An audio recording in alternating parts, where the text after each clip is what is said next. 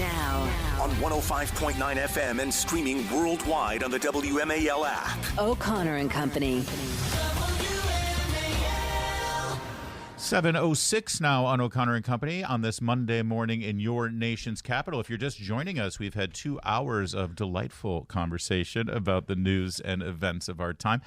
Why don't you download that podcast and subscribe to it as well, wherever you like to watch your podcasts. By the way, if you like Google Podcasts, how do you get your podcasts? You an Apple person? I'm an Apple person. Yeah. So if anyone's on Google and you've been using Google Podcasts, all those podcasts in like a week are migrating over to YouTube podcasts. They're consolidating everything. So make sure you do that, and make sure you like and subscribe O'Connor and Company over on that platform. Please, why don't you? And by the way, leave a review and a rating. Yeah. All right, I'll stop that now. It's 7:35 now. Gardner's going to join us, and then at 8:05, Tom Fitton. It's Larry O'Connor with Julie Gunlock. Good morning. And Joe diGenova joins us. And boy, Joe, this is our weekly discussion of legal analysis and how the intersection of the court system and politics. And I'm looking at the list of things to talk about here, and it's overwhelmingly focused on Trump and the various lawsuits or criminal penalties, $500 million of assets, all that stuff.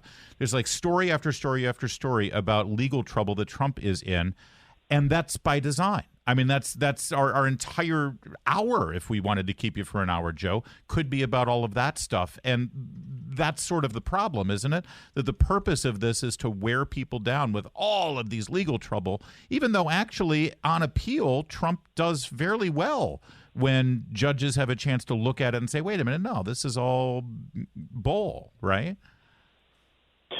Well, we certainly hope that's the way it's going to work in New York. I have little faith in the New York judicial process at this point, but we'll see within the next few days. We're going to know an awful lot more about the legal system in New York. This morning, he'll be in front of Judge Merchan in the hush money case, the so-called hush money case. It's actually not hush money. Right. It's a non-disclosure agreement, which is reached every day in American civil proceedings. So perfectly legitimate, and it's been converted into a crime by Alvin Bragg because he couldn't figure out any other way to charge him. Yeah. This case was originally rejected by the Southern District of New York, and that leads to why they are where they are today. The judge is holding a hearing because today the trial was supposed to start, but it isn't starting because the Southern District of New York, the Justice Department in New York, did not turn over to Alvin Bragg certain documents that were relevant to Trump's prosecution and defense. Now, why didn't the Southern District of New York turn over those documents until basically last week, causing the delay? Well, according to press reports, Judge Merchan himself wants to know why that happened and whether or not there should be sanctions against whoever is responsible. Well, Trump's not responsible because he didn't have the documents. Right. He was waiting for them. But this judge hates Trump so much. He's very much like Judge Engoron. I don't expect him to go, wailing away at either Bragg or the Southern District because they're basically, joined at the hip. The other thing is the $500 million bond. Before you get to that, though, Joe, I just want to let everyone know in terms of the scale of this. We're talking about 200,000 pages of documents from the FBI, right. and which brings 2 questions to mind. How in the hell is he supposed to get through 200,000 pages of documents in time to actually mount a defense? This seems like, again, a constitutional violation against the right to a fair trial, number one. But number 2, what the hell is the FBI and the Justice Department doing sitting on 200,000 pages of documents on a president of the United States? Yeah. My God, what didn't they investigate about this man? They sat on it because it's helpful to Trump. This was exculpatory evidence. This was evidence which Trump can use if he has enough time to analyze it. There's a tremendous amount of material relevant to Michael Cohen and why he wasn't prosecuted for certain things and why they knew that he didn't commit a crime when Michael Cohen pleaded guilty to the so-called FEC violations. Nothing that he pleaded guilty to in that case in New York, Michael Cohen, which had anything to do with the FEC, was a crime. That was a made-up crime to embarrass the president of the United States. It had nothing to do with any violations of federal election law by Michael Cohen. Michael Cohen broke tax law. Thank you. I've made that point as well. He pled guilty to it. Yeah, they do this all the time. Sadly, there are injustices there. Just because he pled to it doesn't mean that it's a legitimate crime. That's what they're afraid of, by the way, because there are memos inside the Southern District office which show that the Southern District knew it wasn't a crime and that it was made up. It was basically a fraud on the court. So now let's get to this bond posting, $454 million by the end of today. This, by the way, at a time when we mentioned this about a month ago, Truth Social, the social media platform that the president sits atop of, is about to go public. That could be a payday of several billions of dollars. And he also put out on social media last week that he has about $500 million in cash that he intended on using for the campaign.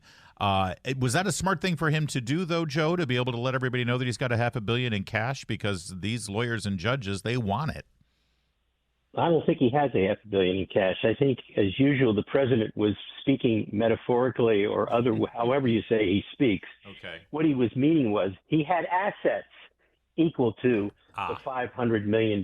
He didn't mean that he had cash on hand. He doesn't have $500 million cash on hand. Right. And I'm sure his lawyers will make that clear this morning in the Bragg Mershon. Excuse me, not there in the case involving Letitia James, that he doesn't have the cash. But this is once again one of those things where he has to post the bond before he can file an appeal. Which is that normal? Certainly, it's normal to file a reasonable bond for an appeal, but this is not a reasonable bond. This is the court is requiring him to pay the fine before the appeal is had. A bond is used to make sure that the assets that are the subject of the fine don't go anywhere. This is real property. It's not going anywhere. It's where it's always been. It's going to stay there. This is ludicrous. The court could impose a $10 million, a $50 million bond, which is all that they should require, given the fact that these are not liquid assets. They're not going anywhere. They don't walk away. Trump Tower doesn't suddenly get in a cab and go to the airport. So isn't this, Trump has said he's going to take this all the way to the Supreme Court. And isn't this just, we all know how this is going to end up. This is unconstitutional. You cannot impose excessive fines. It's right there in the Constitution. So isn't this all just theater on the part of these judges?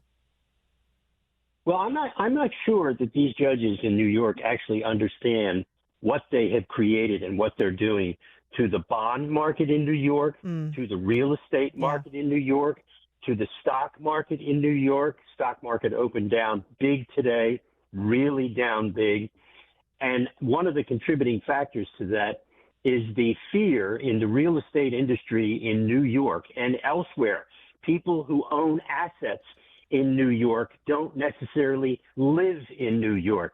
And there are discussions going on all over this country by investors about selling assets that they have in New York State. If these judges in the Court of Appeals today do not make this bond reasonable, the exit of capital from New York is going to be devastating. Now, what's interesting about this is that the governor of New York, this woman, you have to understand, is a moron. She is a hack. She is brainless. She doesn't even understand what is afoot here. She doesn't comprehend because she's never run a business in her life. She's never made anything other than a green check payday. She has no concept of what New York is looking down the barrel of. And I'll tell you, the people in New York who voted for this are perfectly happy with it. By the way, I have no sympathy for the citizens of New York. They voted for Bragg. Yeah. They voted for Letitia James. They, voted for Kathy Hochul. You know what? Let him eat cake. I really have no concern for the people of the state of New York. More with Joe Marie Antoinette diGenova in just a moment here, as we're finally going to get to some crimes in the White House, the Biden crime family, and developments there. But first, it's 7:15 WMAL. WMAL. Making sense of the news. Live. From the Home Paramount Pest Control Studios. Home Paramount, the leader in pest control since 1939. From headlines to hilarity, it's the Vince Colonnese Show, weekdays 3 to 6, right here on WMAL. RICO is not a crime. It is a category. Well, I mean, it's hard to dispute that kind of legal brilliance, Joe. Good luck, man, because that's the final word, I think. I often see things like this. I say, I wish I were sitting next to Joe diGenova eating popcorn, watching this as it happens. I guess I want to tell you, the Gambino family doesn't think it's a category. It's just a category. So racketeer. The R stands for racketeering, doesn't it? And she is just a caterwaller. What did you make of the Bobulinski testimony, though? It was pretty striking that here's a Navy veteran who had a lot of facts at his disposal right off the top of his head, no notes. It's like an Amy Coney Barrett kind of situation without notes. And he detailed much of the criminal activity that he witnessed. And every time he said, hey, is there any crime? It's like, yeah, no, he saw all of it happen. And he seemed like a pretty good witness. Well, he was a fabulous witness, and that's why the Democrats attacked him viciously with ad hominem attacks, because they couldn't better him on the facts. You know, once again, just an education for our wonderful WMAL listeners. Bribery does not require that the President of the United States take the bribe himself. Mm-hmm. It can go to members of his family if he is the person responsible for raising the money. Joe Biden is guilty of bribery. It is, remember, in the Constitution, impeachment is based on treason, bribery, and other high crimes and misdemeanors. Joe Biden is guilty of bribery. His family is guilty of a conspiracy to commit bribery. There's plenty of evidence for a federal indictment. Merrick Garland is basically on the take. He's been told to stay away from the president and his family, and the fact of the cancellation of interviews of the family members is evidence of that. What I find most fascinating, the biggest story last week went under the radar. This guy, Norris, who is the sugar daddy for Hunter Biden, who lent him $5 million, lent him, quote unquote, $5 million to pay his taxes. His interview by the FBI was stopped by the CIA. And the reason for that is very simple. The only reason you would stop the interview like that is if he is an asset. And that is the question which our friends in Congress on the Republican side, who have about, I would say a week and a half left being in power, to take up and get some answers to about what was the nature of the relationship between the sugar daddy Hollywood lawyer and the CIA. There's no reason for the CIA to intervene in a domestic law enforcement action to stop the interview of a person, except for one reason. Interesting. Yeah. Because they have a relationship with that person. Wow. Hey, Now, Joe. that's not true. Joe, sorry. sorry. I want, before we end, I wanted to get your thoughts on this Ronna McDaniel issue and Chuck Todd exploding because the network hired her and now he's actually demanding an apology. Did you happen to see that interview? I saw I saw the repeat of it in the middle of the night when I was writing my memoirs. Yes, I saw it. And Kristen Welker is she's the new hit person on NBC. You know, I remember going to NBC on Nebraska Avenue to do interviews with Tim Russert. And every time I see these idiots who substitute for Tim, I think Tim is just looking down upon them saying, shame, shame, shame. But it serves NBC right for hiring Ronna McDaniel. Yeah. What did they think they were going to get? Did they think they were going to get St. Thomas Aquinas? Give me a break. Hold on. You're writing your memoirs? Yes. I mean, what exactly does it encompass? Page by page. I was gonna Larry say, just wants to know if he's in it. It's O apostrophe Oh, CONNOR. Larry, there's a whole chapter. There's an O'Connor chapter. I'm terrified at that prospect. Actually, mornings on MAL. Are you? I mean, because you have. I mean, you've been at this since the Reagan era. This could be a hell of a memoir. Are you? How extensive? How many volumes are we talking about here, Joseph? Well, the publisher does not exist yet, but I won't go to a publisher until I've actually written the document. Oh, wow. And, you see, the great thing about writing a memoir is if you do it over a number of years where you take notes and you write things down, it actually makes it more fun to go back and take a look at how many stupid things people did and you see them and you watch them, and then you get to repeat history for them and you get to tell the truth about them, which will be fun. Oh, I can't wait. Where do you see the I just want to go to the book party. Yeah. Where do you see the chapter on Fox? Oh, I bet. Oh, I can't wait. All right, Joe. Thanks for joining us as always. Joe. Bye. Do you realize how many people in this town are panicked right now? It's like, oh, Joe diGenova is writing a book. He has kept it all to himself this whole time, but now he's got scores to settle. Ugly. Oh, I hope so. We're here for it. Now, On 105.9 FM and streaming worldwide on the WMAL app. O'Connor and Company. Always appreciate a good shout out to the Naval Academy. It's O'Connor and Company here at 7:36. Thanks for tuning in. I'm Larry O'Connor alongside Julie Gunlock. Good morning. Julie, Tom Fitton from Judicial Watch is going to join us at 8:05. Great. Tom Fitton. Love it. Talk to him about Trump's days in court today. That's all coming up. But first, the surgery was successful. However, tests after the operation found cancer had been present.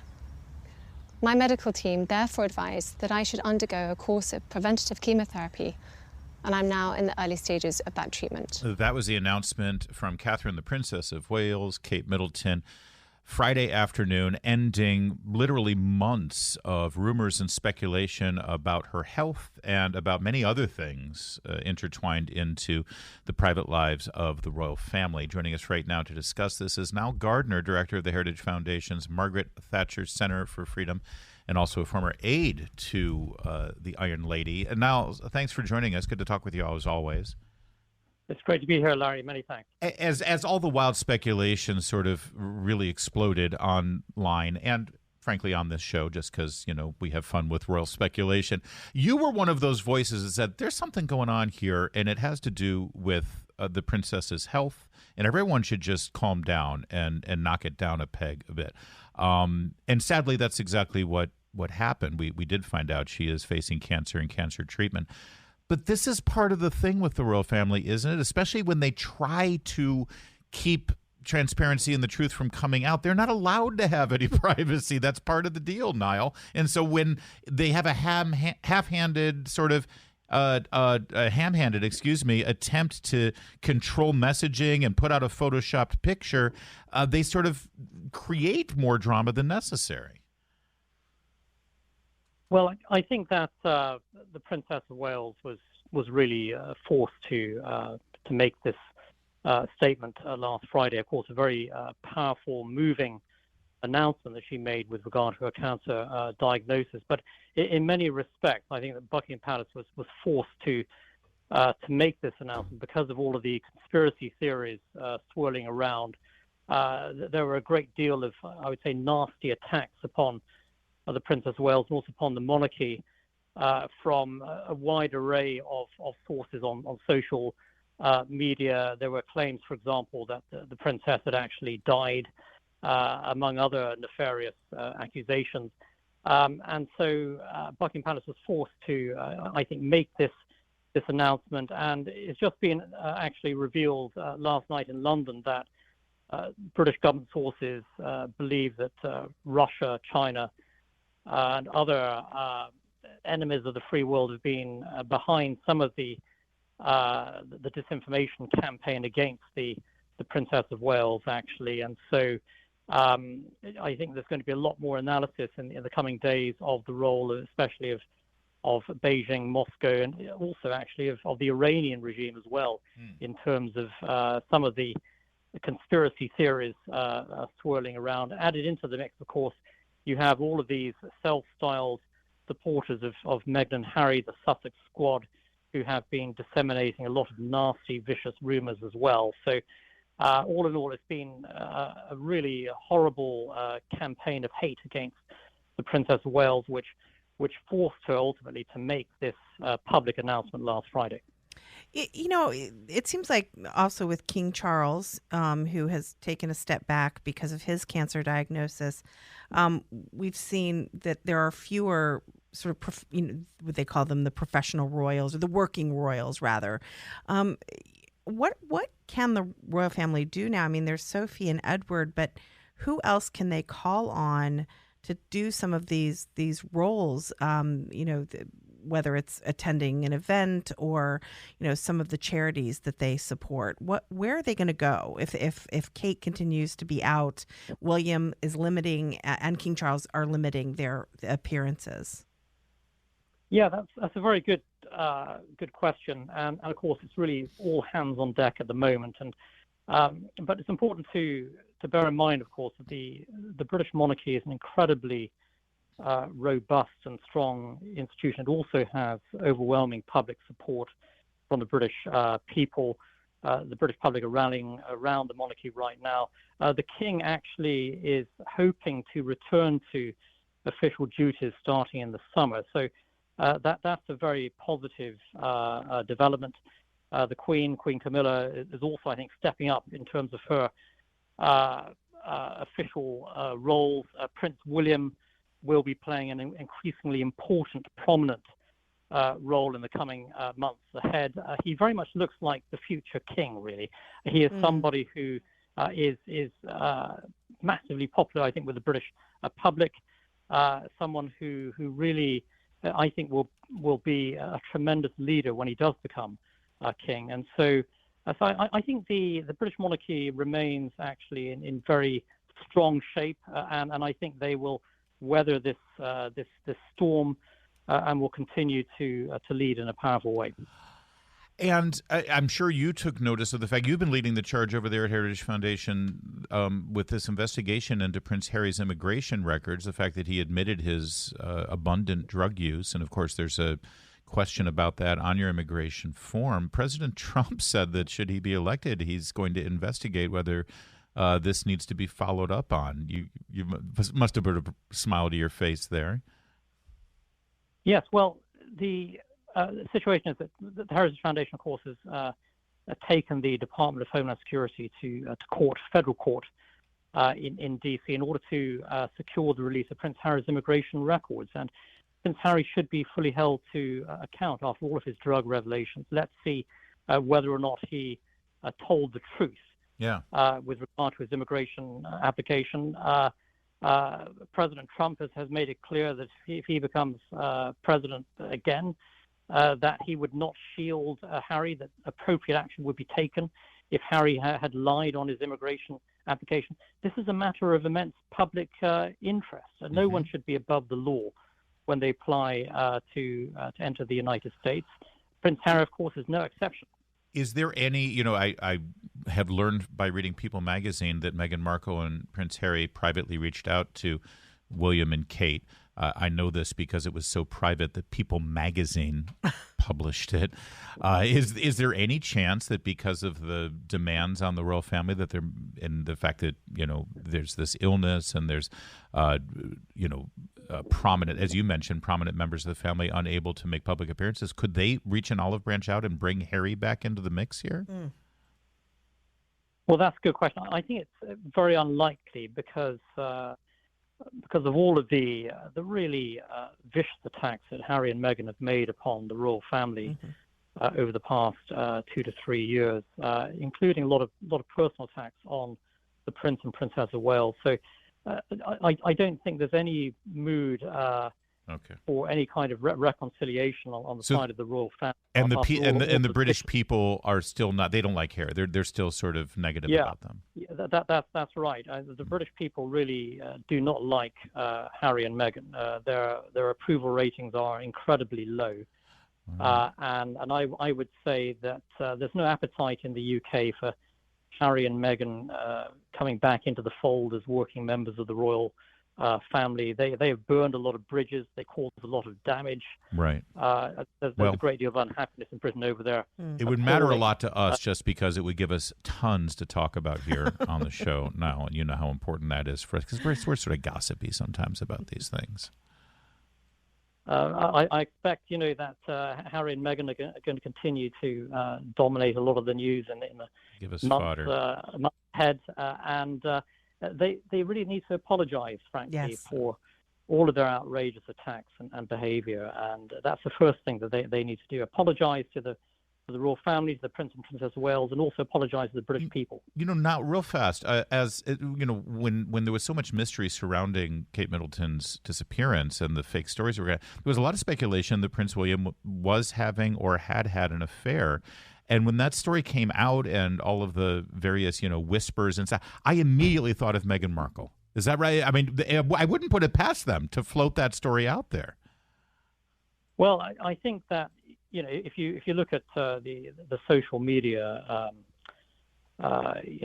commentary out there on the Prince and Princess of Wales, a lot of the nastiest stories about William and Kate have come from self-styled members of what is known as the Sussex Squad. These are people who back Harry and Meghan. And they're behind some of the nastiest stories out there. And of course, as the British press is reporting, the Russians, the Chinese, the Iranians are also, disseminating disinformation stories. But a lot of the nastiest stuff certainly has been coming from the Harry and Meghan supporters camp, and a lot of it's really unpleasant. And juvenile morning show hosts. I'm not going to lie. We were playing. I didn't. Oh! Look at you throwing me under the bus. Nile, thank you for joining us. Thanks, Nile. My pleasure. Many thanks. It's 7:47.